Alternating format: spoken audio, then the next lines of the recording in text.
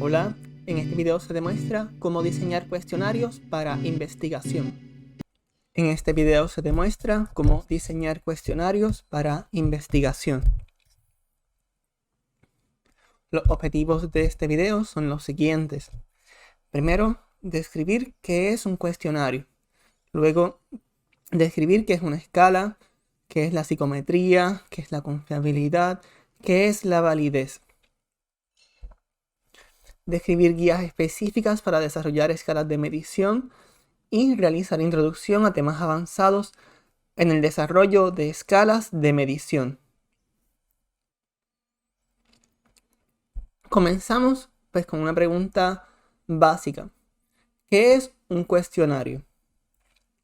Pues un cuestionario es un conjunto de preguntas utilizadas para obtener información de un participante sobre un tema de interés, como datos sociodemográficos, actitudes, comportamientos, personalidad, habilidades u otros atributos. Si ponen un ejemplo de un cuestionario, el MAS es el Mindful Attention Awareness Scale, un cuestionario para medir disposición a la conciencia plena o mindfulness. ¿Ven? Varias preguntas utilizadas para obtener información sobre las capacidades de disposición a la conciencia plena de las personas pues, que participan en el estudio. Entonces, por lo regular, escuchamos la palabra cuestionario o escala. Esta definición que ven que dice van den Bos GR es la definición del diccionario de la American Psychological Association, la APA. ¿Cómo la APA define escala? Pues una escala es cualquier prueba u otro instrumento de evaluación en general. Y por eso, es más, si ustedes miran el nombre, Mindful Attention Awareness Scale, esta S es de scale. Muchas veces se utilizan las palabras cuestionarios y escala en la investigación como sinónimos. Sin embargo, también hay veces que, aunque sí, puede ser que la escala pues puede ser un instrumento de medición particular, por ejemplo, el MAS, que lo vieron aquí. Pero, ¿qué sucede? El cuestionario puede utilizarse tanto como sinónimo de escala o también se puede utilizar como un instrumento más comprensivo que incluye varias escalas de medición. Por ejemplo, puede ser que una escala, pues simplemente este instrumento, pero que el cuestionario lo vean como algo más amplio, donde al principio tiene una sección de datos sociodemográficos, sí, datos sociodemográficos, tiene otra sección de la escala del MAS, tiene otra sección de otra subescala o otra escala que sea el Cognitive and Affective Mindfulness Scale y al final tiene otro que sea de sesgo para evaluar deseabilidad social.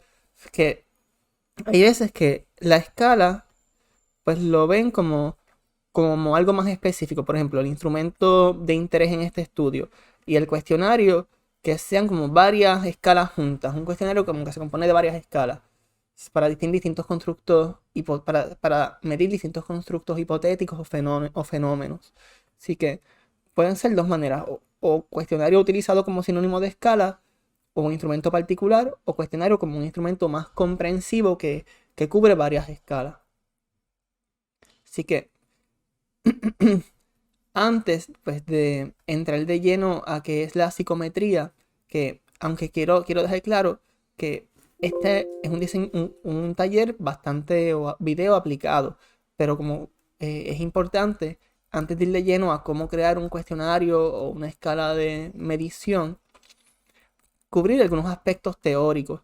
Así que para cuando trabajamos con cuestionarios, es importante conocer que los cuestionarios, pues, son parte son unas herramientas pues, para recopilar datos que son parte de un cuerpo más amplio de conocimientos que es la psicometría. Y la psicometría es la ciencia que estudia la medición de constructos hipotéticos como habilidades mentales y actitudes que no son directamente observables, sino que se infieren. O sea, ¿a qué me refiero con esto? Cuando utilizamos por ejemplo, un cuestionario de ansiedad. En realidad nos interesa medir la ansiedad, pero la ansiedad como tal no existe como físicamente. Yo no puedo mirar a una persona y decir, tiene nivel 50 de ansiedad, sino que como la ansiedad es un constructo, un fenómeno, un constructo hipotético, un fenómeno que no puede observarse directamente, lo que hacemos es que tenemos varios ítems. Ítem 1, ítems del cuestionario. Pregunta 1, 2, 3, 4. Y estas preguntas se pueden considerar variables que reflejan el fenómeno de interés. A partir de esas preguntas, ese cuestionario fue diseñado para medir ansiedad y ese fenómeno de la ansiedad, que prácticamente no es observable, se define a partir de estas variables que los reflejan. Estos ítems del cuestionario fueron diseñados para medir un fenómeno no observable, un constructo hipotético. Así que es importante conocer esto, que el cuestionario es una herramienta pues, para recopilar datos, que se busca que estos ítems luego se suman y buscan pues, reflejar esta variable latente o este fenómeno no observable de la ansiedad. Así que no es que las personas pues, pueden leer la mente y saber tu nivel de ansiedad, pero puedo inferir los niveles de ansiedad a partir de los puntajes que obtienes en cuestionarios que tienen pues altos coeficientes de validez y de confiabilidad y validez. Así que esto puse ver pizarra virtual, lo hice directamente pues aquí. Entonces, la psicometría, ya vimos, repasando lo que hicimos, ciencia que estudia medición de constructos hipotéticos como habilidades mentales y actitudes o emociones como la ansiedad, que no son directamente observables, sino que se infieren. Entonces, también la psicometría se refiere a varias medidas estadísticas sobre, ¿ok? La psicometría se refiere a varias medidas estadísticas sobre las propiedades. Lo que quiero es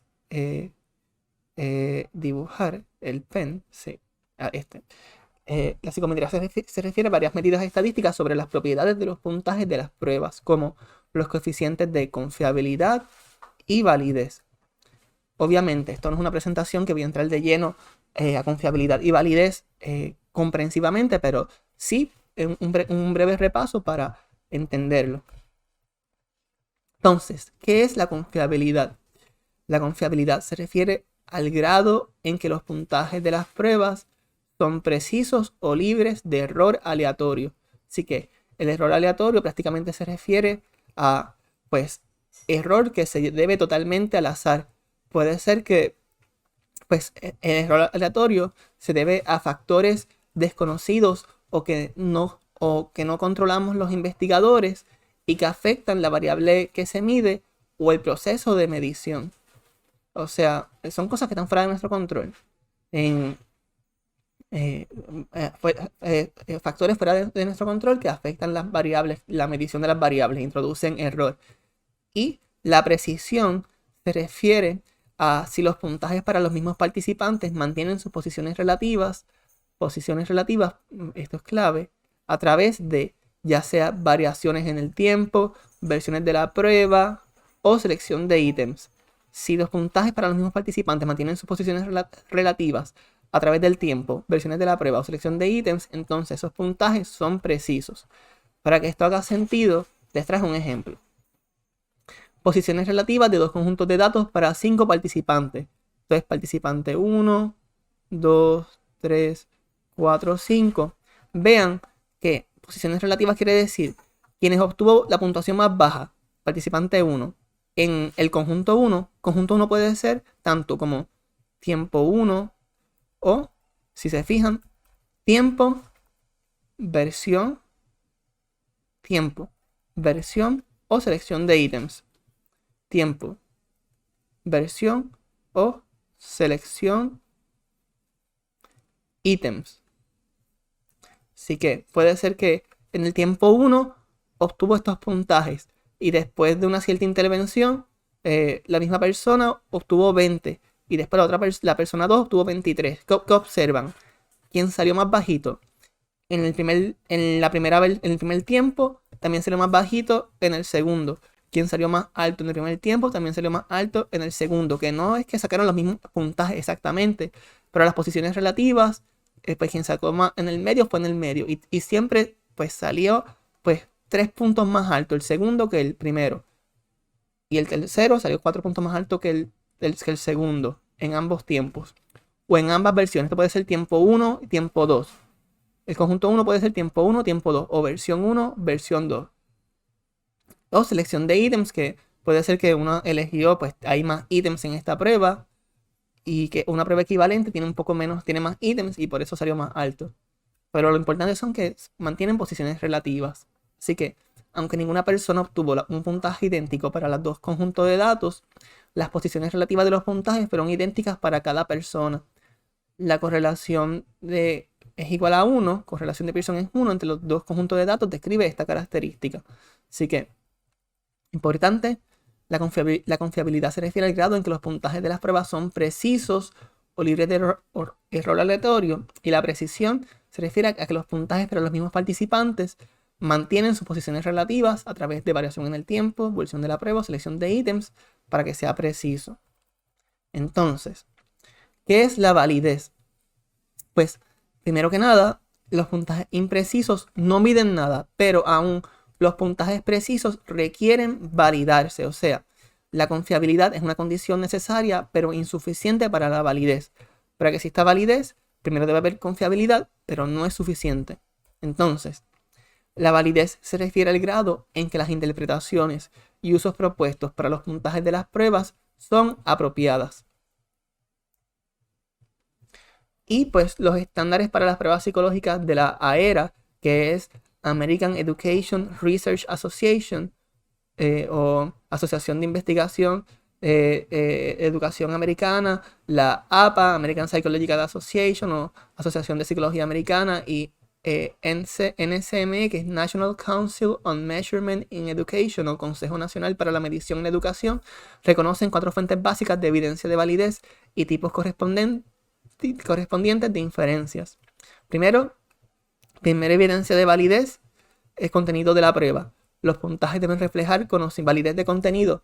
Los puntajes deben reflejar conocimientos, habilidades o estatus dentro de un dominio particular, un tema de conocimiento particular. Estructura interna de la prueba. Los patrones de asociaciones entre los ítems dentro de una misma prueba deben estar alineados con las hipótesis sobre lo que miden los puntajes de la prueba. O sea, si tu hipótesis dice que este cuestionario mide aspectos cognitivos, por ejemplo, un cuestionario mide aspectos cognitivos y de comportamiento, aspectos cognitivos y de comportamiento de la ansiedad, los ítems que miden aspectos cognitivos deben estar más altamente correlacionados entre sí, y los que miden comportamiento de ansiedad también tienen que estar más altamente correlacionados entre sí.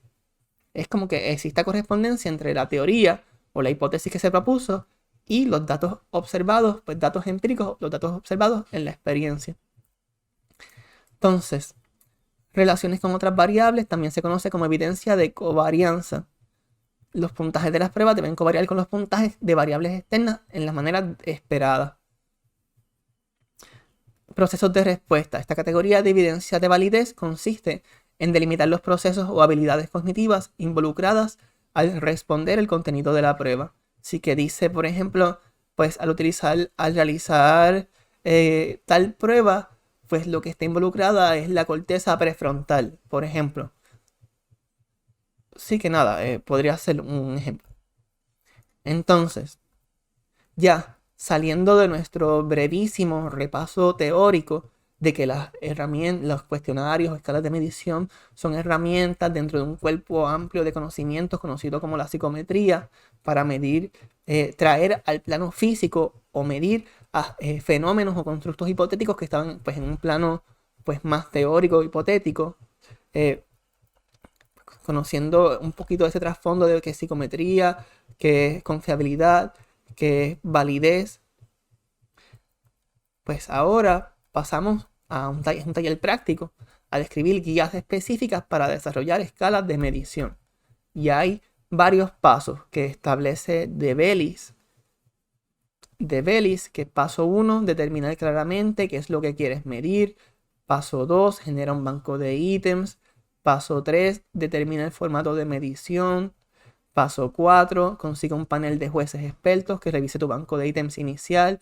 Paso 5, considera incluir ítems de validación. Paso 6, administra los ítems a una muestra de desarrollo. Paso 7, evalúa los ítems. Paso 8, optimiza la extensión de la escala. Este taller, estos son pasos prácticos para desarrollar escalas de medición o cuestionario. Así que vamos a ir uno por uno describiéndolo brevemente.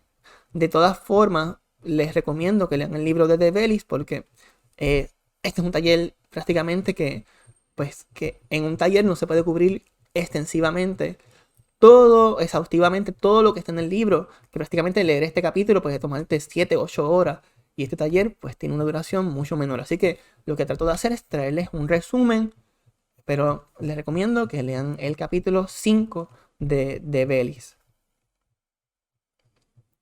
Describir guías específicas para desarrollar escalas de medición. Vamos a comenzar con el primer paso. Van a ver que cuando estemos en cada paso, para que sepamos dónde estamos, va a estar en color verde. Determina claramente qué es lo que quieres medir, es el primer paso. Así que, paso 1, determina claramente qué es lo que quieres medir, y en el libro se propone como que la teoría debe servir de apoyo a la claridad y la especificidad como apoyo a la claridad. O sea que queremos estar claros en qué es lo que queremos medir. Primero, teoría como apoyo a la claridad. Pues recuerden, los fenómenos que se intentan medir no pueden ser observados directamente, son constructos hipotéticos, y por tanto, las teorías son útiles para reconocer los límites de los fenómenos y evitar que el contenido de la escala se desvíe hacia otros dominios. Así que, supongamos que nos interesa medir un fenómeno que sea la disposición a la conciencia plena,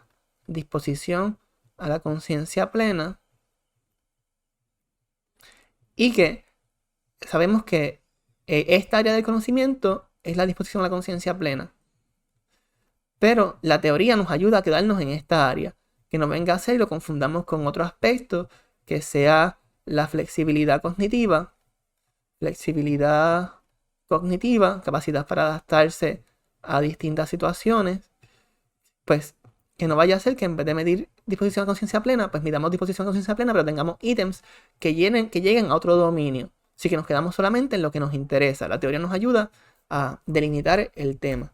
Muy parecido, especificidad como apoyo a la claridad. El nivel de especificidad o generalidad con el que se mide un constructo es una decisión importante.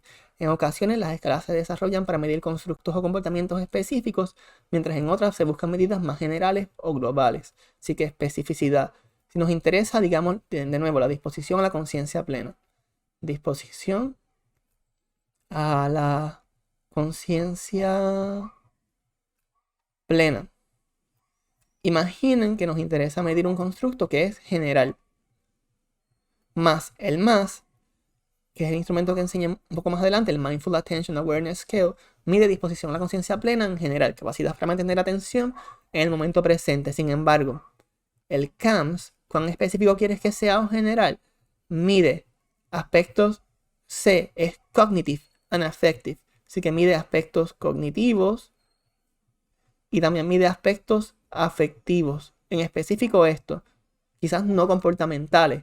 El MAS, pues si incluyes aspectos comportamentales acá, pues estás entrando en un área que no es lo que quería medir este instrumento.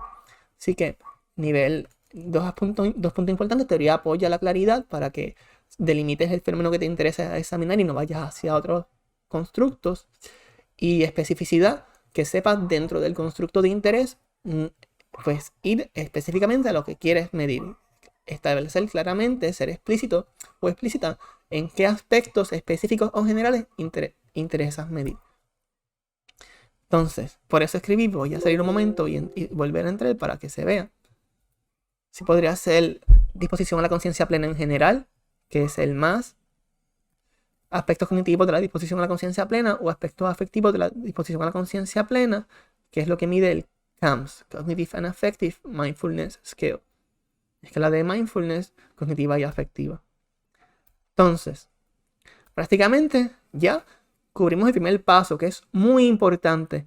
Estar claro en lo que quieren medir. Van a ver que cada vez que pasemos un paso, van a estar como en gris los pasos que ya cubrimos, en verde el que estamos ahora mismo, y en blanco los próximos.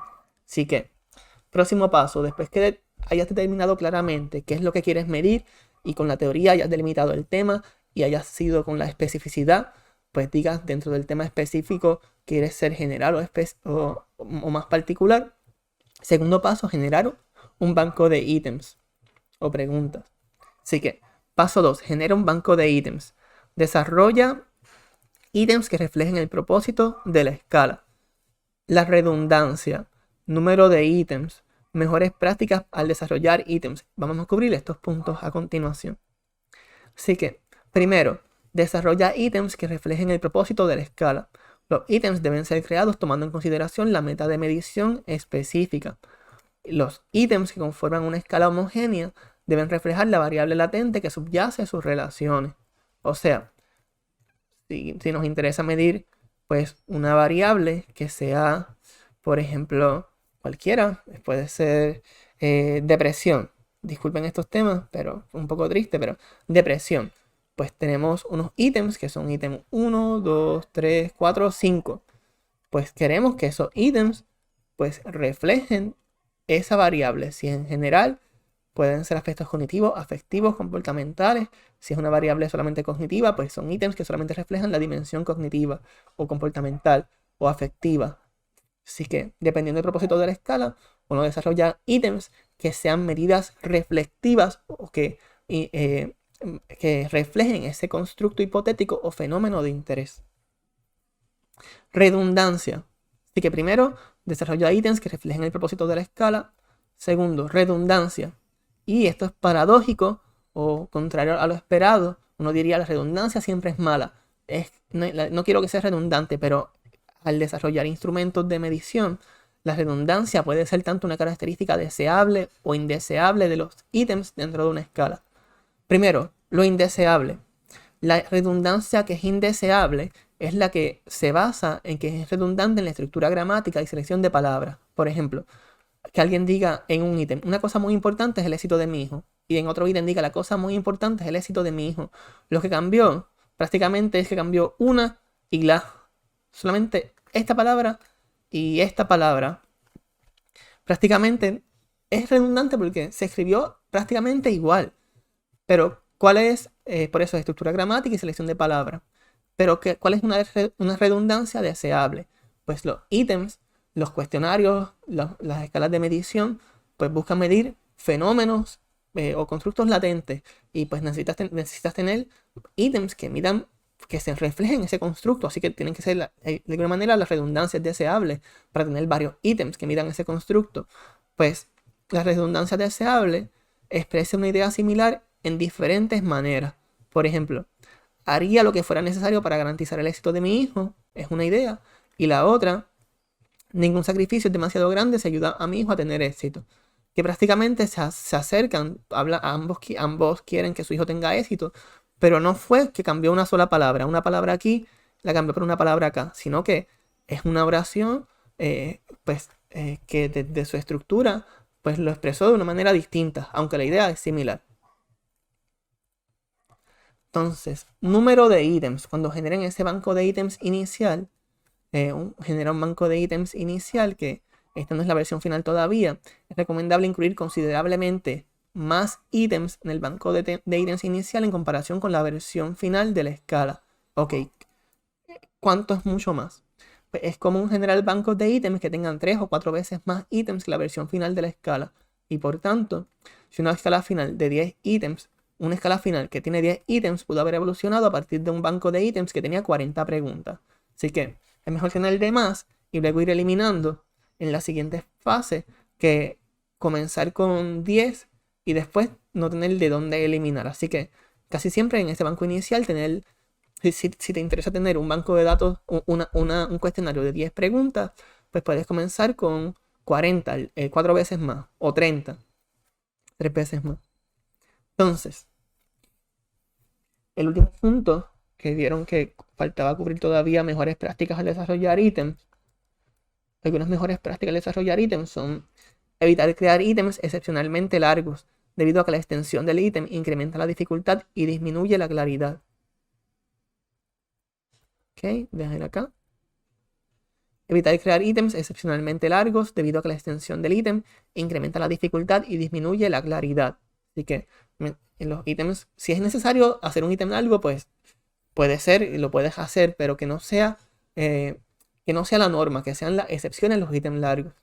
Es preferible apuntar a un nivel de lectura entre quinto y séptimo grado al desarrollar instrumentos que serán administrados en la población general. Evitar múltiples negativos debido a que constituyen una potencial fuente de confusión. Así que doble negativo es como decir, yo no quiero ir a la playa cuando no hace sol. Si, por ejemplo, yo no quiero ir a la playa cuando no hace sol, es mejor decir, yo no quiero ir a la playa cuando está lloviendo. Ese doble negativo de no puede confundir. Y evitar ítems que expresen dos o más ideas. Puede ser como, a mí no me gusta, o a mí me gustan los gatos y los perros. Quizá a alguien le gustan los gatos, pero no los perros. Así que un ítem así podría ser dividido en dos ítems distintos. Entonces, prácticamente ya le decimos adiós al paso 1, le decimos adiós al paso 2 y en este momento ya debemos tener claro qué es lo que queremos medir y a partir de tener claro lo que queremos medir ya debemos haber generado un banco de ítems que sea 4 veces más grande que la base, que el ítem final, que la versión final de la escala que nos interesa. Y el tercer paso que nos encontramos ahora mismo es determinar el formato de medición.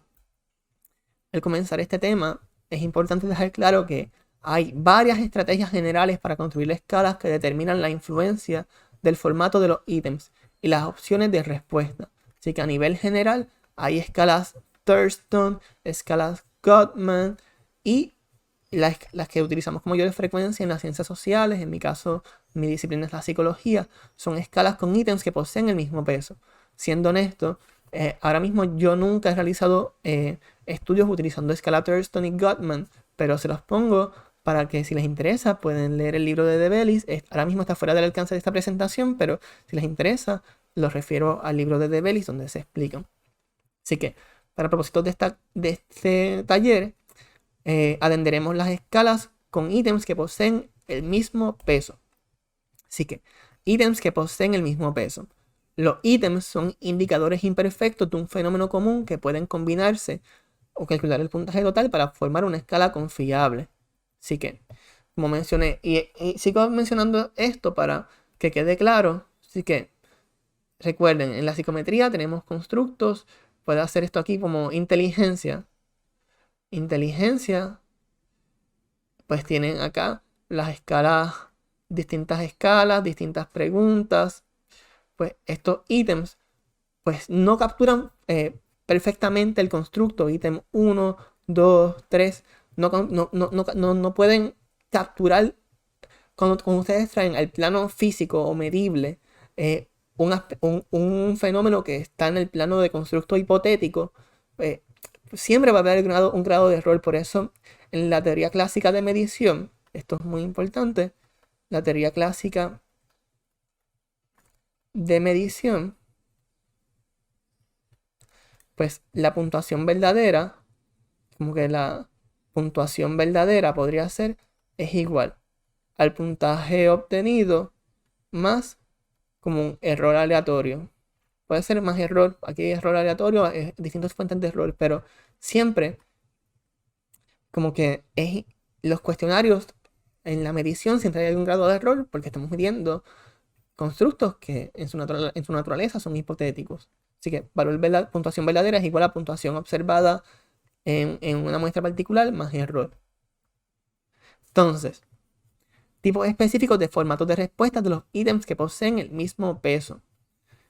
Así que puede ser escala Likert, escala de diferencial semántico, escala de visual analógica, opciones binarias y marco del tiempo de ítem. Vamos a trabajar esto, vamos a ver esto. ¿Qué es una escala Likert? Uno de los formatos de ítems utilizados con mayor frecuencia es la escala Likert. Un buen ítem de escala Likert debe establecer la opinión, actitud, creencia u otro constructo bajo estudio en términos claros. Y cuando se utiliza una escala Likert, el ítem se presenta como una oración declarativa, seguido por opciones de respuestas que indican el grado de acuerdo o desacuerdo con el enunciado. O sea, por ejemplo, en el libro de Debellis van a ver que una oración declarativa. Aparece una oración declarativa. El ejercicio es un componente esencial para un estilo de vida saludable. Es la oración declarativa. Y luego se presentan opciones de respuesta que indican el grado de acuerdo o desacuerdo con el enunciado. Ven que va desde fuertemente en desacuerdo hacia fuertemente de acuerdo. En este caso, no hay un punto medio. En el próximo, oración declarativa, combatir el abuso de drogas debe ser una prioridad nacional, principal. Oración declarativa, y aquí opciones de respuesta, que van desde completamente verdadero hasta completamente falso, pero pueden ver que sí hay un punto medio. Dependiendo del área de investigación, nada es intrínsecamente o por naturaleza mejor tener punto medio o forzar a las personas a tomar una postura. Dependiendo el área de estudio, la literatura que estés examinando, puedes decidir si quieres utilizar una escala Likert que tenga punto medio o una que fuerce a la persona a escoger una postura. Entonces, también hay escala de diferencial semántico y típicamente un diferencial semántico se utiliza en referencia a uno o más estímulos. Van a ver adelante qué es. Por ejemplo, en el contexto de las actitudes, el estímulo podría ser un grupo de personas como los vendedores de autos. Luego de identificar el estímulo, se establece una lista de pares de adjetivos. Van a ver estímulo, recuerden ahora, estímulo, pares de adjetivos. Cada par de adjetivos representa extremos opuestos de un continuo. Así que, recuerden aquí, estímulo, vendedores de autos. Si el estímulo es vendedores de autos, estímulo, vendedores de autos, ok, tenemos aquí. Y identificar el estímulo, una lista de pares de adjetivos. Pares de adjetivos puede ser vendedores de autos, son honestos o deshonestos. Voy a quitarle los colorcitos para que sea un poco más claro. Estímulo, vendedores de autos. Pares de adjetivos, honesto o deshonesto. Esto vale 1, 2, 3, 4, 5, 6, 7. Igual, vendedores de autos son callados o ruidosos. Pues la persona viene y hace su marca. El número no aparece, diría, ok, vendedores de autos, yo pienso que son. Podría ser a veces, dependiendo del mes, si ya quieren, si tienen que terminar las ventas, pueden ser un poco más deshonestos. Y son callados o son ruidosos. Y pues depende, cada quien puede tener su estilo. Vamos a ponerle quizás acá. Así que diferencial semántico tiene estímulo y pares de adjetivos. Ahora, escala visual analógica. Y la escala visual analógica es bastante similar al formato de los ítems con la escala de diferencial semántico. Este formato de respuesta presenta a los participantes con una línea continua entre un par de descriptores que representa extremos opuestos del continuo. El individuo que completa el ítem debe establecer su marca en el punto de línea que represente su opinión, experiencia o el constructo que se esté midiendo. Bastante parecido con el anterior, digamos que te dice ¿cómo te has sentido en las últimas semanas? La pregunta. Y dices, marca en la línea. Y yo digo, ningún dolor, el peor dolor que he experimentado. Digamos que me siento bastante bien, pero que me duele un poco la cabeza. Y lo pongo aquí. Así que aquí hay solamente una línea continua. Cada persona puede elegir un valor y luego a esto se le añade un valor numérico al lugar que escoja en la escala. De igual forma, hay opciones binarias. Otro formato de respuesta común consiste en que el participante escoja entre opciones binarias de respuesta. Es sí o no, uno o lo otro. Por ejemplo, pueden responder sí o no hacia una lista de reacciones emocionales que podrían haber experimentado en una situación específica. Una limitación mayor de las respuestas binarias es que cada ítem solo puede tener una variabilidad limitada. La consecuencia práctica de esto es que si los ítems son binarios, se necesitan más ítems para obtener un nivel aceptable de variabilidad en la escala. O sea, que te dice, puede ser, te hace muchas preguntas, como la anterior. Digamos que, bueno, en este caso no está, pero digamos que dice, ¿tienes ansiedad? Sí. ¿Tienes depresión? No. ¿Te consideras una persona con alta disposición a la conciencia plena? Sí. Pues esas preguntas marcando sí o marcando no, digamos que esto es sí y esto es no. Y que sí vale 1 punto y no vale 0 puntos, pues la variabilidad es más bajita, porque lo otro, todos estos anteriores, escala Likert, desde escala Likert podían ver que había del 1 al 6. En diferencial semático había del 1 al 7 en este caso. En visual analógica, esto puede valer, si lo ponen aquí 0, y esto aquí podría valer 10, por ejemplo. Pero en binarias es 1 y 0. Y es deseable pues, que haya cierta variabilidad en los ítems para que discrimine entre cierto tipo de personas. Así que como esto es menos, para sumar, imagina que queremos sumar hasta 20, pues tienes que incluir a veces como por lo menos 20 ítems, donde la puntuación máxima, como si es 1, sean 20. Así que nada, es un ejemplo. Marco de tiempo del ítem.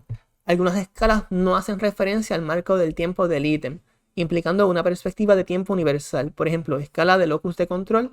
Si tomo las medidas correctas, puedo mantenerme saludable. En cambio, otras escalas examinan fenómenos relativamente transitorios. Por ejemplo, las escalas de ansiedad han sido desarrolladas en distintos formatos para examinar estados relativamente transitorios o largos o rasgos relativamente estables. Así que, ustedes se fijan, voy a salir un momento para enseñarles a qué se refiere con esto. Que hay unas que son pues prácticamente universales. Dicen, son preguntas que no te hacen referencia al tiempo. En cambio, otros tipos de preguntas como, quiero demostrarles el style, te preguntan, ¿cómo te has sentido? Dice, puede ser, por ejemplo, ¿cómo se siente ahora mismo? Venga, ¿qué dice aquí? ¿Cómo se siente ahora mismo en este momento? Este es ansiedad de estado. ¿Cómo te sientes en este momento? Y este es ansiedad de rasgos. ¿Cómo se siente generalmente? Así que puede ser que hay variables que son más universales, como quizás rasgo es en general cómo te sientes. Pero estado, cómo te sientes en este momento. Igualmente podría decir en las últimas 2 semanas, en la semana pasada. Así que hay veces que nos interesa saber, pues, cómo la persona puntúa en un marco de tiempo. Entonces, ya cubrimos cómo determinar claramente qué es lo que quieres medir, generar un banco de ítems y determinar el formato de medición. Una vez hayas trabajado ya todo esto, ya generaste los 40 ítems y cada ítem tiene, por ejemplo, escala Likert, que es la más que se utiliza. Pues muy bien, una vez ya hayas desarrollado esto, estás listo o lista para conseguir un panel de jueces expertos que revise tu banco de ítems inicial.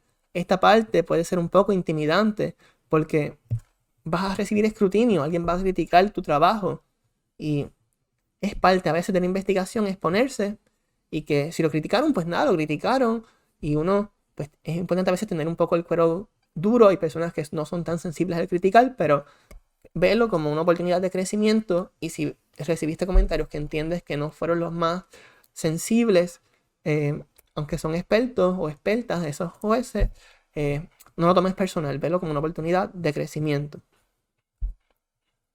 Entonces, paso 4.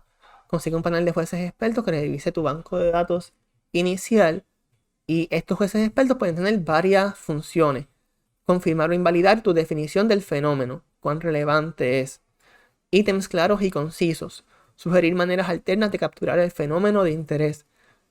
Y la decisión final de aceptar o rechazar la decisión de los expertos es del desarrollador o desarrolladora de la escala de medición. Entonces, primero voy por cada uno de estos. Confirmar o invalidar tu definición del fenómeno.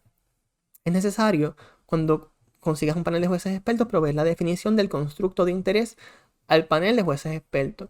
Luego les puedes solicitar que evalúen la relevancia de cada ítem individual para reflejar la definición del constructo. Le das la definición del constructo que estás utilizando y cada juez va a evaluar la relevancia. También es recomendable solicitar que realicen comentarios en ítems individuales. Sugerir corregir ítems ambiguos, por ejemplo. Pueden marcar, por ejemplo, dice si es relevante o no es relevante. Y de igual forma pueden tener si es relevante, no es relevante, y pueden marcar pues como sí, es relevante. Pero acá tener otra columna que diga comentarios, comentarios, y la persona escribe es relevante, pero le añadiría o le quitaría tal aspecto, o le cambiaría tal frase. Ahora mismo es relevante, pero está un poco ambiguo. Muy parecido a lo anterior, quizás el contenido de un ítem es relevante para medir el constructo de interés, pero su redacción es problemática. Esto puede afectar la confiabilidad del ítem, debido a que los ítems ambiguos pueden reflejar factores externos a la variable latente de interés. Le puedes solicitar el panel de jueces expertos que identifique, disculpa. Le puedes solicitar el panel de jueces expertos, deja aquí, que identifiquen ítems ambiguos o confusos y sugieran maneras alternas de redactarlos. Así que, ¿por qué se hace esto? Porque los ítems confusos hay que corregirlos. Porque recuerden, de nuevo, esta es toda la idea que subyace a, a crear ítems en un cuestionario. Tenemos el constructo de interés. De nuevo, nos interesa medir la ansiedad. Pero ¿qué ocurre si hay un ítem que es relevante, pero de alguna manera mide tanto ansiedad, pero también podría interpretarse como que mide un poco depresión? Pues ya este ítem, aunque sí refleja ansiedad, tienes que quitarle o modificarlo un poco para que solamente refleje ansiedad y que no esté evaluando también de manera conjunta otra variable latente de interés. Así que el panel de jueces expertos te puede ayudar para que tus ítems sean lo más claros y concisos posible. Entonces, sugerir maneras alternas de capturar el fenómeno de interés. Pueden existir acercamientos alternos para capturar el fenómeno de interés que todavía no has considerado. Por ejemplo, en una escala de ansiedad, solo mediste aspectos cognitivos e ignoraste el comportamiento. Así que puede ser que si quieres medir un fenómeno más general, pero al fin y al cabo tu definición era general, pero tus ítems, uno a veces no se da cuenta de estos asuntos, solamente reflejan aspectos afectivos y cognitivos, pero nunca pusiste nada de aspectos comportamentales y te pueden decir el panel de jueces, mira, tu definición también se presta para incluir esta variedad de ítems adicional. Al sugerir maneras alternas de capturar el fenómeno de interés, los jueces expertos pueden ayudar a maximizar la validez de contenido de tu escala. Así que, validez de contenido de tu escala, recuerden, cuando fuimos un poquito más atrás, validez de contenido se refería a ¿qué? Contenido de la prueba. Los puntajes deben reflejar conocimientos, habilidades o estatus dentro de un dominio particular. Así que volvemos para acá al frente, un poquito para el frente, un poquito para el frente. Y estamos aquí.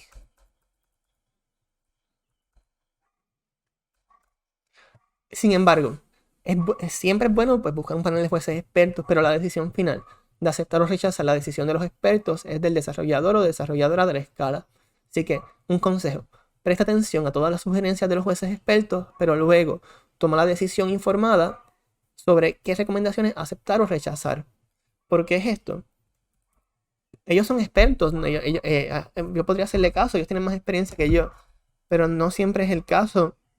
Ustedes puede ser que los jueces expertos sean, pues como dice la palabra, conocedores de un tema en particular, pero que no tengan conocimiento del desarrollo de escala y que te digan, mira, el ítem 1, 2 y 3 son redundantes, elimina 2 ítems, pero no. Puede ser que esos ítems sean redundantes, pero que sea la redundancia que es deseable, que expresan ideas similares, pero de distintas maneras. Que en ese caso no lo ignora. Pero si te dicen son redundantes y lo que hay son que cambió la palabra la o muy como la cosa más importante o muy importante como la oración anterior que habíamos visto, si son asuntos de estructura gramática o selección de palabras, pues ahí sí podemos hacerle caso y modificarlo para que sea distinto o eliminar uno de los ítems redundantes. Pero uno presta atención y toma una decisión informada luego. Así que, luego de haber determinado claramente qué es lo que quieres medir, generar el banco de ítems, determinar el formato de medición y recibir la crítica del panel de jueces expertos que nos digan qué ítems son relevantes, cuáles son claros, qué son concisos, los comentarios, y haberlos aplicado los que nos interesa y haber ignorado o rechazado los que no nos interesa. es importante considerar incluir ítems de validación. ¿Qué es esto? Existen dos tipos principales de ítems de validación que puedes considerar incluir. Primero, insertar una escala de deseabilidad social. Una crítica de los cuestionarios es que las personas están proveyendo sus propias respuestas y a veces, más allá, uno le dice que contesta honestamente, pero hay un factor de deseabilidad social que es importante tener presente. Las personas a veces no son totalmente honestas y quieren presentarse de manera, pues, que sea apropiada socialmente, y a veces, pues, es importante tener en cuenta insertar una escala de deseabilidad social. Por eso mencioné ahorita la distinción entre escala y cuestionario. Pues tienes una escala principal, tienes estos 10 ítems, digamos que tiene este constructo principal que te interesa medir, digamos que es, de nuevo, vamos a decir la ansiedad. Te interesa medir, te interesa crear o desarrollar una escala de ansiedad. Y las personas a lo mejor van a querer decir que no están tan ansiosas. Pues lo que puedes hacer es que dentro de tu escala de ansiedad puedes incluir después insertar otra escala. Por eso tienes como un cuestionario más amplio. Y ese cuestionario se compone de la escala de ansiedad que quieres medir en tu estudio. Y también tienes una escala adicional que va a ser de deseabilidad social. Y los ítems que tengan alta correlación con la escala de deseabilidad social pueden ser considerados para exclusión. También puedes insertar otras escalas de constructos similares. Digamos que quieres una escala también de escala de preocupación. Escala de preocupación. Y quieres examinar la correlación entre ansiedad y preocupación. O una escala de otro tipo de ansiedad. Esta es ansiedad general, pues escala de rasgos de ansiedad. Rasgos de ansiedad. Y examinas la correlación entre tu medida de ansiedad nueva y una que había estado establecida. Y aquí obtienes evidencia de validez de constructo, validez convergente y discriminante. Así que esto, volviendo de nuevo atrás, donde estaba la evidencia de validez, era evidencia de validez de relaciones con otras variables, también conocida como evidencia de covarianza. Los puntajes de las pruebas deben covariar con los puntajes de variables externas en las maneras esperadas. Y por eso, estamos en el paso 5, déjame ir un poco más rápido. ¿Okay? Por eso es que a veces es importante pues tener ese cuestionario más amplio, que aunque nos interesa medir una escala en particular, es la que queremos validar, la que estamos desarrollando. Incluimos otras escalas que ya están prácticamente creadas y examinamos la correlación entre nuestra escala nueva y otras escalas. Sí, por eso tenemos un cuestionario integrado, un cuestionario más comprensivo con nuestra escala y otras escalas que se insertan.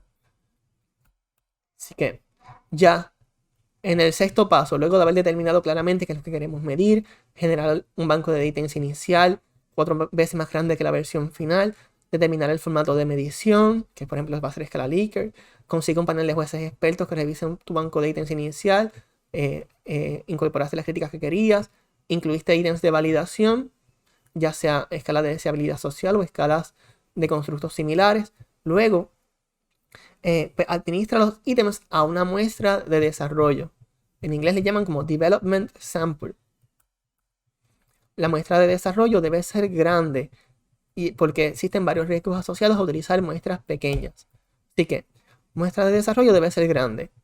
Es altamente recomendable utilizar una muestra de desarrollo grande. Nunnally, en el 1978, en De Bellis 2007, obviamente ley de Bellis, sugiere que una muestra de 300 personas es un número adecuado.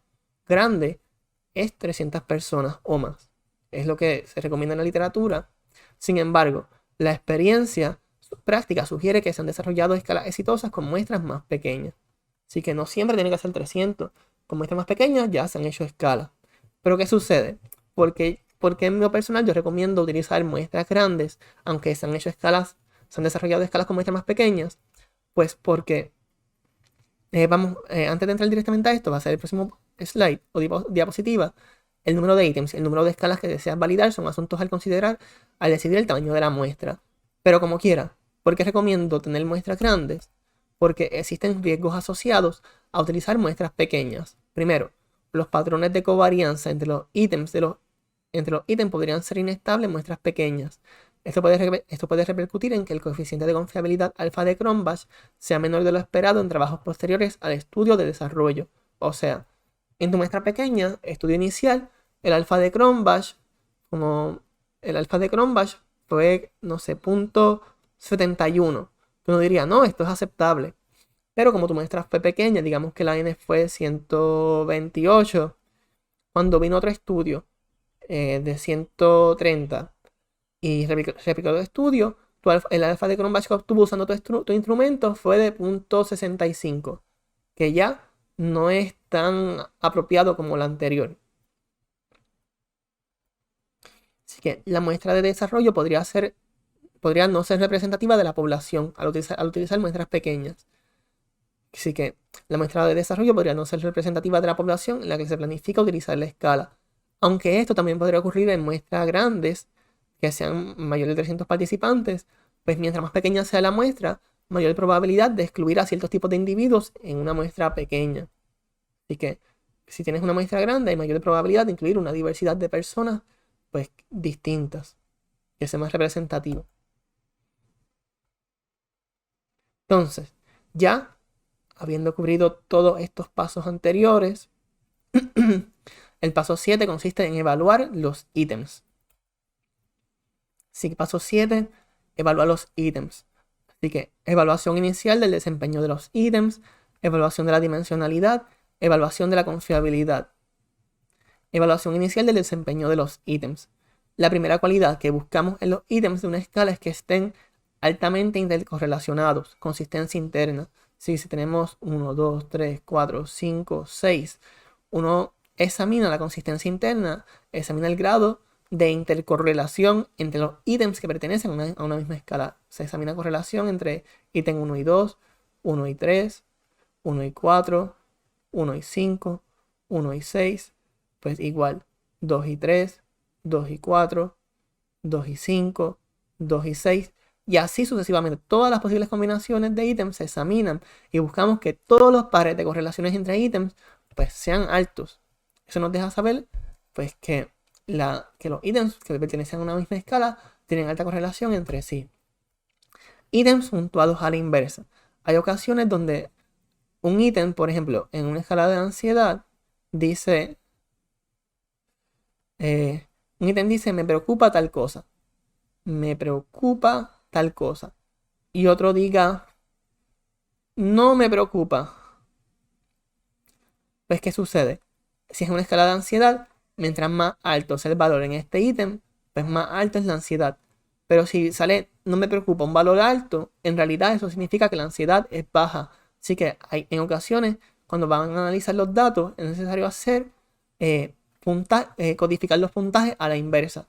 Si esto es una escala que va del 0 al 3 y la persona puso no me preocupa a 3, pues su puntaje de ansiedad en realidad es 0.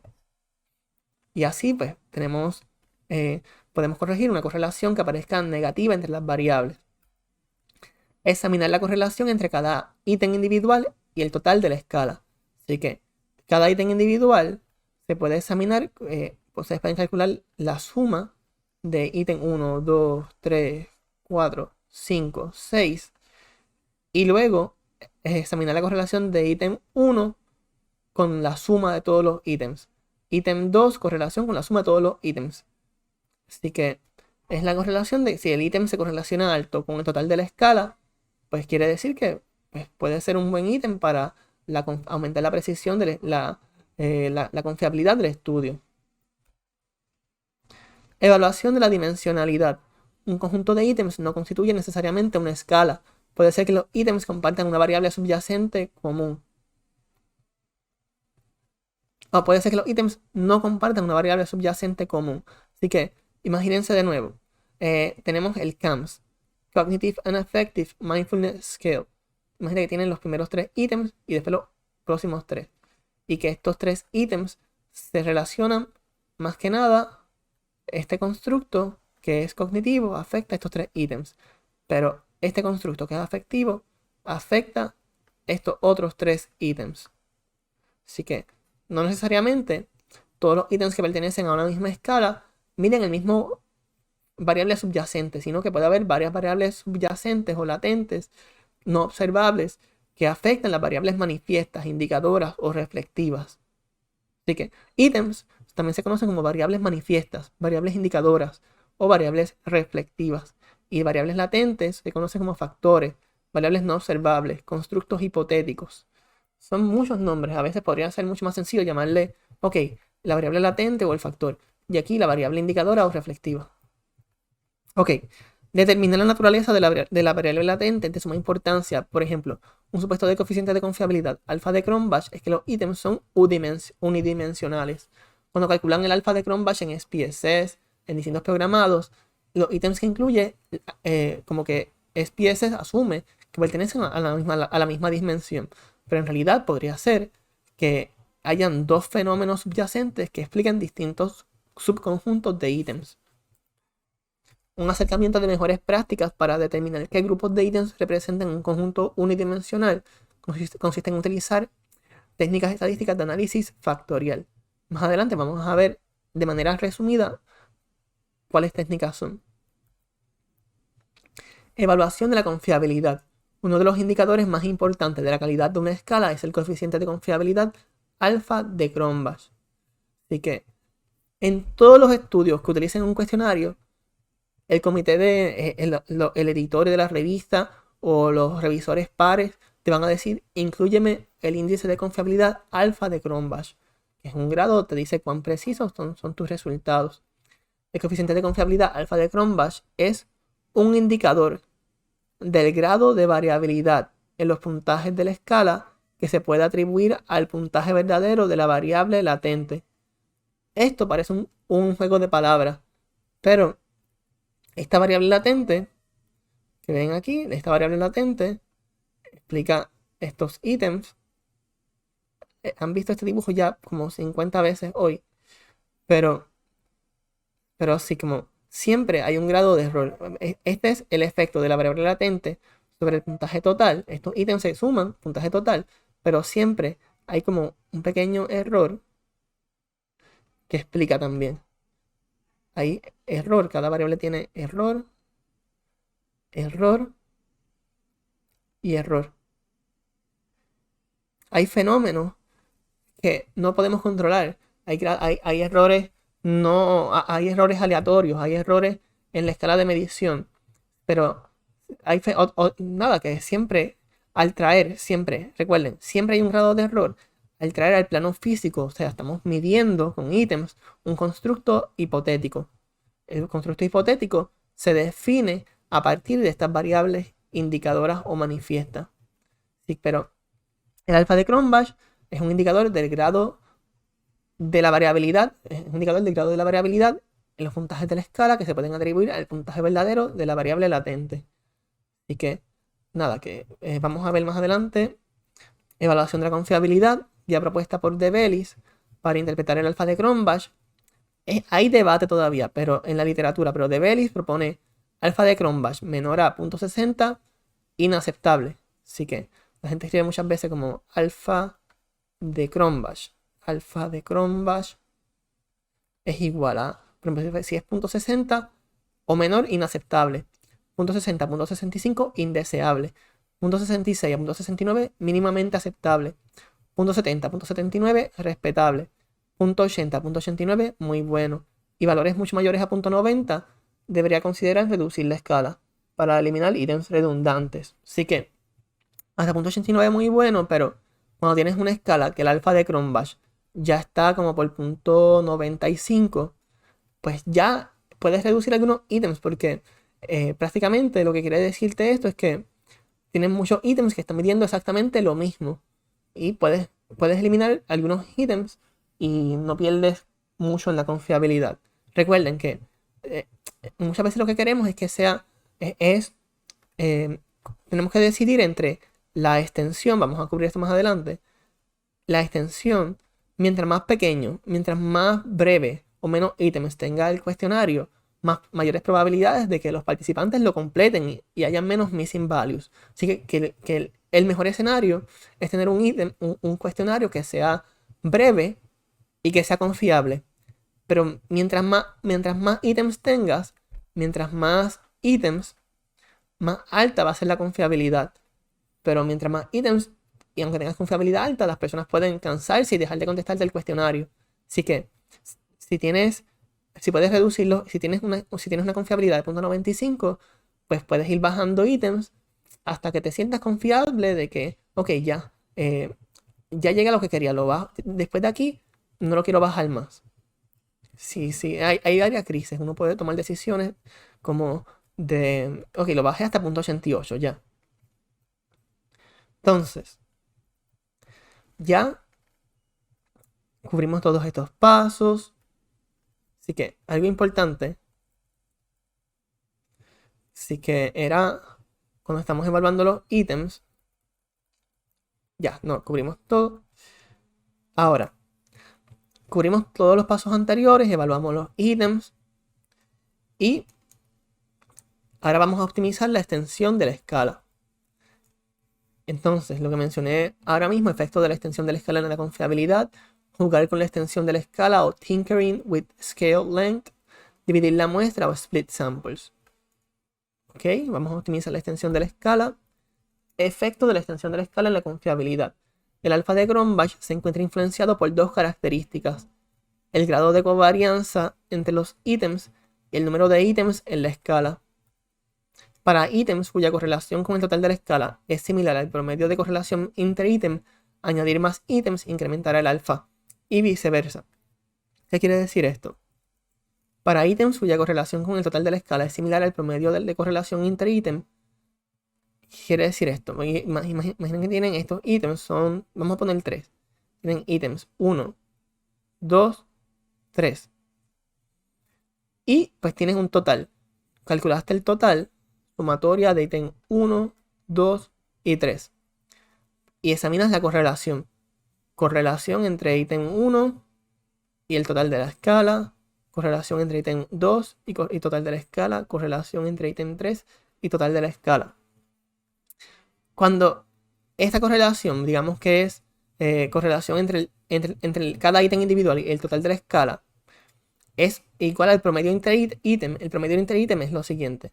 Tienen ítem 1, 2, 3, por ejemplo, y tienes correlación ítem 1 y 2, correlación ítem 1 y 3, correlación 2 y 3. Y cada uno tiene correlación .50, por ejemplo, correlación .40, correlación .35. El promedio de correlación inter-ítem sería, por ejemplo, promedio de correlación inter-ítem sería .50 más .35 más .40 entre 3, que sería prácticamente, aquí sería 1.25 entre 3, así que sería 1.25 entre 3, aquí sería entre 3, sería 0, 4, 12, 0, 5, 0.41. Así que promedio de correlación inter-ítem podría ser, por ejemplo, 0.41. Y acá, el total digamos que este ítem tiene una correlación con la escala total de .70, pues este ítem, añadirlo incrementará el alfa de Cronbach. Esto se puede cubrir luego en otros videos, pero una cosa es correlación entre cada ítem individual y el total de la escala, y otra cosa es el promedio de correlación inter-ítem. Pero lo importante es que hay veces que uno dice, ok, este ítem, la correlación con la escala, ven, esto fue el promedio de correlación inter-ítem fue .41. Si el total del ítem 1 es más alto, la correlación entre ítem 1 y total de la escala, que fue .70, es más alto que la correlación inter-ítem, incrementar este ítem aumenta el alfa. En cambio, imaginen que la correlación de ítem 3 y total de la escala fue de .20. La correlación del ítem con el total de la escala es más bajo que el promedio de correlación inter-ítem. Añadir este ítem disminuye el alfa de Cronbach. Y viceversa. Eliminar este ítem, cuya correlación con el total de la escala es más bajo que la correlación promedio inter-ítem, pues eliminar este ítem, que podría ser un ítem malo, malo entre paréntesis, pues aumenta el alfa de Cronbach. Aquí, jugar con la extensión de la escala, Tinkering with Scale Length. Los ítems que contribuyan menos a la consistencia interna deben ser los primeros considerados para exclusión. Consistencia interna es el grado de intercorrelación entre los ítems. Por ejemplo, al calcular el alfa de Cronbach en SPSS y otros programados, se demuestra el efecto de eliminar ítems particulares en el alfa de Cronbach. Así que, ¿qué quiere decir esto? Cuando ustedes utilizan SPSS y examinan el alfa de Cronbach, aparece como reliability, como confiabilidad, si se elimina ítem. If item deleted. Si se borra el ítem y aparece, por ejemplo, ítem 1, ustedes vieron que la confiabilidad era el ítem 1. La confiabilidad era .70 en originalmente alfa de Cronbach, quedó muy feo esto, .70 originalmente. Si eliminas el ítem 1, que era bueno, a lo mejor bajo la confiabilidad .65. Pero si eliminas el ítem 3,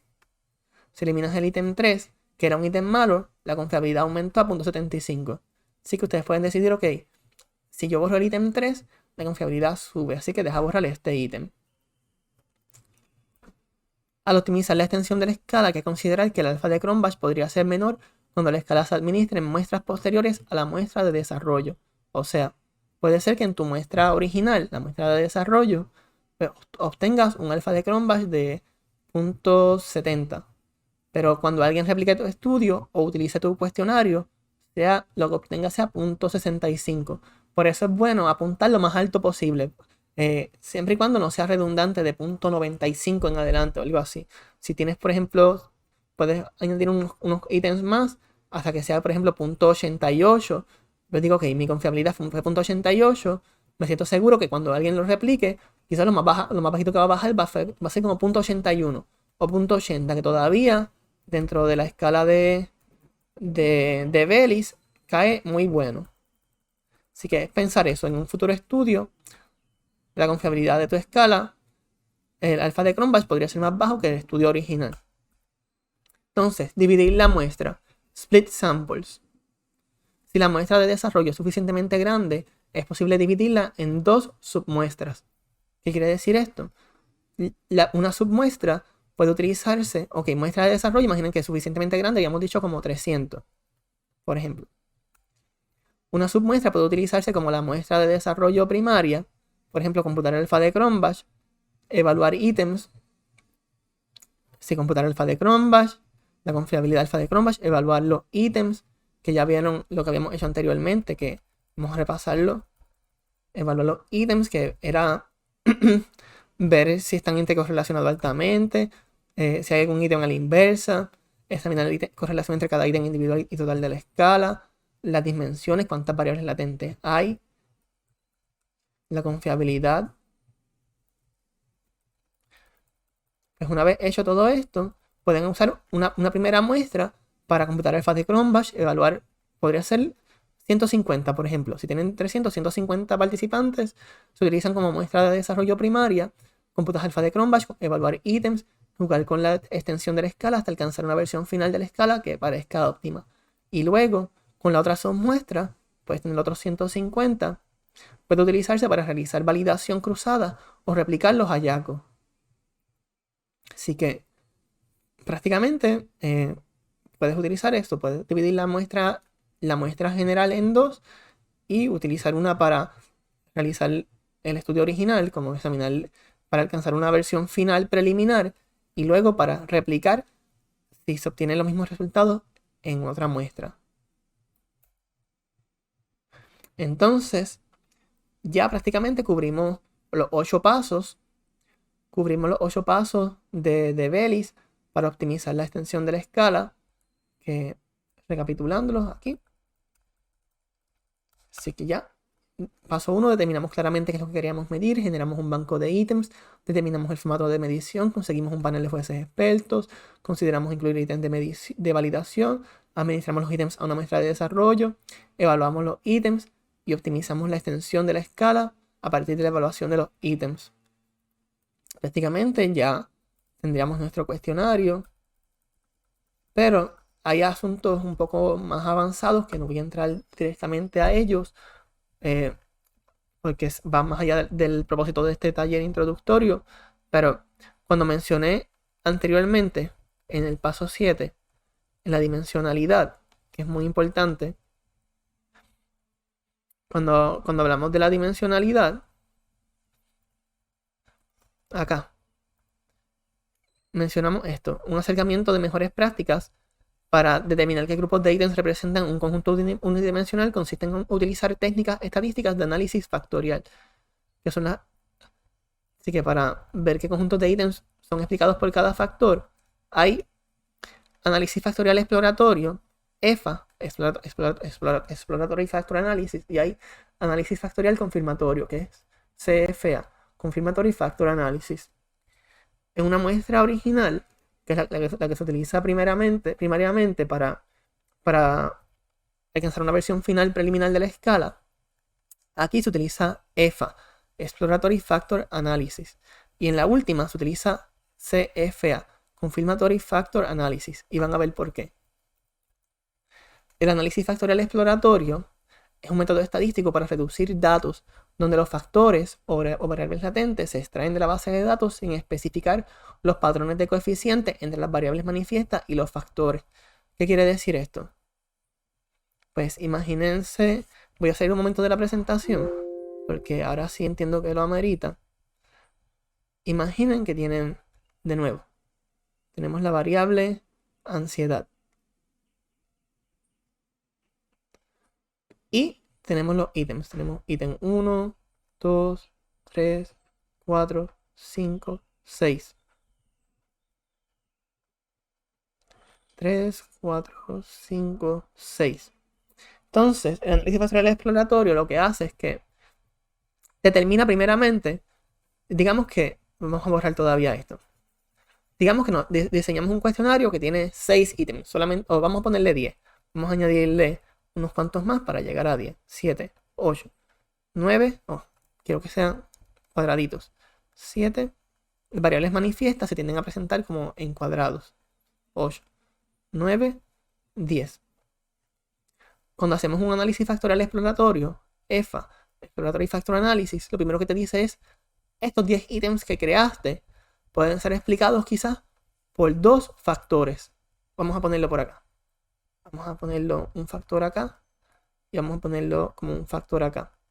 Y lo que hace es que factor 1, vamos a llamarle factor 1, factor 2, y este color acá, y factor 2. Y lo que hace el análisis factorial exploratorio es que examina, te dice: existen 2 factores que explican estas variables, estos ítems. Y lo que hace es que examina la relación entre cada factor sin establecer nada a priori. El análisis factorial exploratorio examina la relación entre cada factor y cada variable indicadora. Y lo mismo hace con los 2 factores. La relación entre los 2 factores. Aquí 1, 2, 3. Con todo. Vamos a hacerlo un momentito rápido. Relación entre cada factor, factor 1 y factor 2, con cada variable indicadora. Pero ¿qué sucede? Cuando examinas, esos son los patrones de coeficiente, el efecto de cada factor sobre la variable indicadora. Pero ¿qué sucede? Te das cuenta que el primer factor explica más fuertemente estos 5. Pueden ver que el primer factor explica más fuertemente quizá estos ítems que están aquí. Y explica más débilmente los 6 al 10. Así que quizás estos 5 ítems que estaban al principio eran ítems que medían aspectos cognitivos de la ansiedad. Aspectos cognitivos de la ansiedad. Y ves la versión distinta. Ves que este factor explica más fuertemente los ítems 6 al 10. Y que uno se da cuenta que los ítems 6 al 10 miden aspectos afectivos de la ansiedad. Entonces, lo que esto hace es que uno dice: ok, mira, el factor 1 parece que explica más aspectos cognitivos de ansiedad. El factor 2 explica más aspectos afectivos. Y uno dice: ok, SPSS no te lo dice, ni el programador que utilices te lo dice, pero uno dice, ok, mira, estos ítems miden aspectos cognitivos, así que esto debe ser un factor o una variable latente que mide aspectos cognitivos de la ansiedad. Aspectos cognitivos de la ansiedad. Esta es mi interpretación como investigador. Y este factor mide aspectos afectivos de la ansiedad. Pero originalmente explicaban que cada factor se relaciona con cada ítem, pero uno nota un patrón. Mira, este explica más fuertemente los ítems 1 al 5 que miden aspectos cognitivos, y este factor explica más fuertemente los ítems 6 al 10 que miden aspectos afectivos. Entonces, análisis factorial confirmatorio. Una vez, pues, el análisis factorial exploratorio, lo dice el nombre, exploratorio, método estadístico para reducir datos donde los factores se extraen de la base de datos sin especificar los patrones de coeficiente entre las variables manifiestas y los factores. Sí, por eso ustedes ven que se relacionó todo con todo. Y ustedes interpretaron que se relaciona más fuertemente con unos que con otros. En cambio, el análisis factorial confirmatorio es un método estadístico para reducir datos. Reducir datos lo que quiere decir es que estas 10 variables se podrían explicar por estos dos factores. Así que uno va resumiendo los datos. Estos 10 datos, estos 10 variables, medidas indicadoras, en realidad están reflejando estos dos factores o variables latentes. Análisis factorial confirmatorio, CFA o Confirmatory Factor Analysis, es un método estadístico para reducir datos donde se especifican a priori las hipótesis de coeficientes, donde se especifican a priori los patrones de coeficientes entre las variables manifiestas y los factores o variables latentes. Así que, por eso es que mencioné ahorita que, déjame mencionarlo acá, en la muestra si hubiesen hecho en dimensionalidad, no, justo acá, en el paso 8. En la submuestra primero se utiliza análisis factorial exploratorio para ver cuántos factores son los que explican la cantidad de ítems. Entonces, para cada uno de estos factores, lo más apropiado sería calcular alfa de Cronbach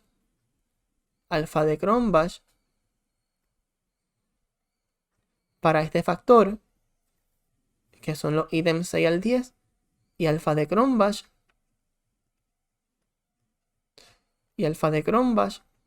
para este factor, que son los ítems 1 al 5, representa los ítems 1 al 5. Y ahora, la otra submuestra, una vez en la muestra de desarrollo primaria, que fueron las que utilizaste para evaluar cuántas dimensiones hay, para eliminar ítems, una vez hayas hecho todas las decisiones finales preliminares, tienes una versión final de la escala, utilizas otra submuestra para realizar validación cruzada de los hallazgos. Y aquí es que utilizas análisis factorial confirmatorio para ver si lo que encontraste con el exploratorio se mantiene. Así que, o simplemente pudiste haber hecho el confirmatorio sin haber hecho exploratorio si estabas validando otro instrumento que ya existía previamente. Pero en este caso, análisis factorial exploratorio, método estadístico para reducir datos donde se especifican a priori los patrones de coeficientes entre las variables manifiestas y los factores o variables latentes. Ver ejemplo en pizarra virtual. Se especifican a priori los patrones de coeficientes entre variables latentes y los factores. Así que lo que hacemos ahora es que en este caso, esto fue análisis factorial exploratorio. Si fuera CFA, Confirmatory Factor Analysis, tienes como tal los ítems de nuevo. Tienes ítem 1 al 10. 2, 3, 4, 5, 6, 7, no, cuadradito, 8, 9, 10. Y lo que hace es que ya sabías en el exploratorio que había dos factores. Aspectos cognitivos de ansiedad, que lo tenemos aquí. Puede ser sabemos que este es el de aspectos cognitivos de ansiedad. Y tenemos otro factor acá, que es el de aspectos afectivos. Pero ya no vamos a correlacionar, no vamos a ver patrones de coeficientes de todo con todo. los patrones de coeficientes son todo esto que establece la relación entre variable latente o factor y variable indicadora o manifiesta o los ítems. Lo que hacemos es que vimos, ok, factor 1 se asocia solamente con ítems 1 al 5. Pues uno va directamente a esto. Sí, va. Factor 1, ítems 1 al 5 solamente. 1, 2, 3, 4, 5. Y el factor 2 se relaciona solamente con ítem 6 con ítem 6 al 10. Así que vamos directamente y decimos que este solamente se asocia con los ítems 6 al 10.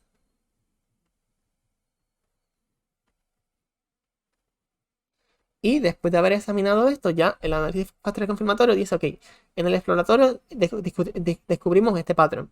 Y al hacer el exploratorio, pues prácticamente se establecieron los patrones de coeficientes a priori entre variables latentes y variables indicadoras. Y se observa si existen diferencias entre las relaciones observadas en los datos y las que hacen sentido en teoría, las que estaban guiadas por tu evidencia previa.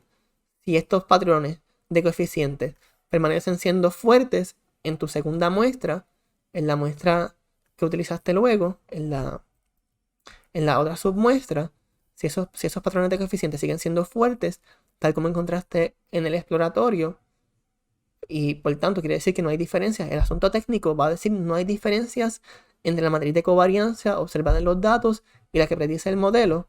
Lo que observa en los datos fue la que se obtuvo en tu estudio particular. La que predice el modelo es que todas estas relaciones están basadas en una suposición informada en tus hipótesis. Si estos patrones de coeficientes permanecen siendo fuertes, entonces quiere decir que, pues sí, confirmaste la otra submuestra, se validaron los hallazgos o se replicaron los hallazgos que encontraste en tu primera muestra. Y eso te da evidencia, pues, de confiabilidad, evidencia de validez, de estructura factorial. Estos dos factores, sí, son los que explican estas variables indicadoras. Así que volvemos un momento hacia acá. Y prácticamente para cerrar, es importante tener en cuenta que los coeficientes de confiabilidad y validez no son características fijas o invariables de una escala de medición. No es que yo diga, no, mira, el más, ya esta escala ya está determinado que es confiable y tiene alta validez, sino que es importante siempre tener en cuenta que los coeficientes de confiabilidad y validez representan propiedades de los puntajes de la escala en una muestra particular. Por eso en todos los estudios hay que demostrar cuál fue tu alfa de Cronbach, para la escala particular, porque esto varía de estudio en estudio, no es algo que está invariable. Entonces, las guías específicas para desarrollar escalas de medición pueden aplicarse con cierta flexibilidad. O sea, es posible regresar a un paso anterior o completar varios pasos simultáneamente. Así que lo que mencionaba acá, varios pasos simultáneamente. Así que ustedes pueden estar considerando, ok, mientras genero el banco de ítems, yo estoy pensando en el formato de medición. Mientras, o ustedes podrían decir desde el paso anterior, mira, este va a ser mi ítem de validación, lo tenías ya pensado desde antes, así que no siempre es como tan lineal que es paso 1, 2, 3, 4, 5, sino que puedes estar haciendo dos pasos simultáneamente. Y por último, es importante realizar un reporte completo y transparente del proceso de desarrollar la escala de medición al redactar un manuscrito para publicación. O sea que dejar claro el proceso riguroso que se siguieron tanto a nivel teórico, de conocer las propiedades de la psicometría, conocer de confiabilidad, de validez, y dejar claro más que nada lo importante en la práctica, los 8 pasos que siguieron para desarrollar la escala de medición. Así que espero que este video haya sido útil, les agradezco por su atención y aquí tienen las referencias para que puedan abordarlas si les interesara. De Develis en específico fue el capítulo 5 que dice las guías prácticas para desarrollar escalas de medición. De Klein fue prácticamente el capítulo de psicometría para aprender de validez y confiabilidad. De Van den Bos fue la definición de cuestionario y la definición de escala. Y de Bauyan fueron las definiciones de análisis factorial exploratorio y factor análisis, y análisis factorial confirmatorio, factor análisis. Sí, le agradezco por su atención y nos seguiremos viendo en los próximos videos. Muchas gracias.